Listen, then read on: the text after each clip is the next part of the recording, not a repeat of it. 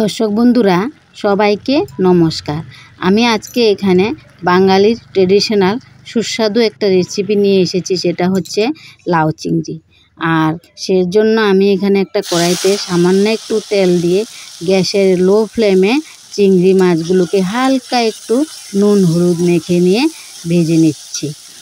চিংড়ি মাছ তো আমাদের সকলেরই প্রিয়, আর সেইগুলি হচ্ছে আমাদের এখানকার পাহাড়ি এলাকার নদীতে, ছোটো নদী যেটা, সেখান থেকে আনা চিংড়ি। আর এই চিংড়ি দিয়ে কিন্তু লাউ বেশ জমে। তাহলে চলুন দেখি নে কীভাবে সিম্পল পদ্ধতিতে একদম লাউ চিংড়ি রান্না হয়। আমি এখানে লাউয়ের চোখলাগুলো না ভিলেই কেটে 4 টুকরা করে ধুয়ে ভালোভাবে কাটারের মাঝখানে পিষে নিয়েছি। এতে যেমন লাউটা নমনীয়তাও থাকবে, সেই সঙ্গে লাউয়ের চোখলাটাও কিন্তু আমার শরীরের জন্য খুব উপকারী হিসেবে কাজে লাগবে। তো লাউগুলিকে দিয়ে দেওয়ার পর আমি হালকা একটু নুন হলুদ আবার দিয়ে দিলাম, আর সেই সঙ্গে কিছু কাঁচা লঙ্কা আধ কুচনো করে দিয়ে দিলাম। বসন্তের হালকা গরমে এই লাউটিতে কিন্তু আমি কোনো কিছুই সম্ভার হিসাবে ব্যবহার করিনি, শুধু চিংড়ি মাছ, নুন হলুদ আর কিছু লঙ্কা, সামান্য একটু তেলে সেটা ভাজা হয়েছিল। আর স্বাদ বাড়ানোর জন্য আমি কিন্তু এখানে একটা গোটা টমেটো দিয়ে দিলাম।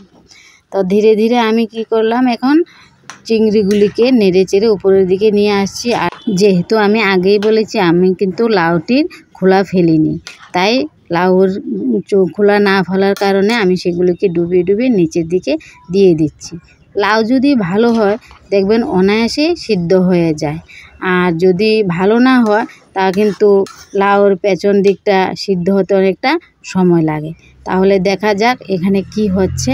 তো ভালোভাবে নাড়িয়ে চাড়িয়ে দিয়ে চিংড়িগুলিকে উপরে নিয়ে আসলাম, আর লাউগুলি থেকে দেখেন হালকাভাবে একটু নমনীয় সেই জলটা কিন্তু বেরিয়ে আসছে। এই অবস্থায় ভালোভাবে ফ্লেমটা বাড়িয়ে দিলাম গ্যাসের।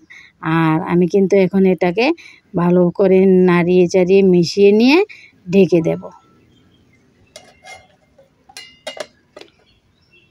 প্রায় 10 মিনিট ঢাকা হয়ে গেলে আমি এখানে ঢাকনাটা ধীরে ধীরে তুলে নেওয়ার চেষ্টা করলাম।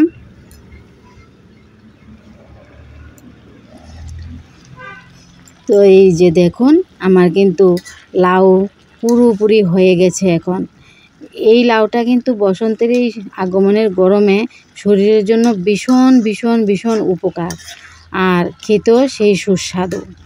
বাড়িতে সবাইকে নিয়ে একবার অবশ্যই ট্রাই করবেন। আর আমার এই ভিডিওটি যদি ভালো লাগে লাইক শেয়ার সাবস্ক্রাইব অবশ্যই করবেন।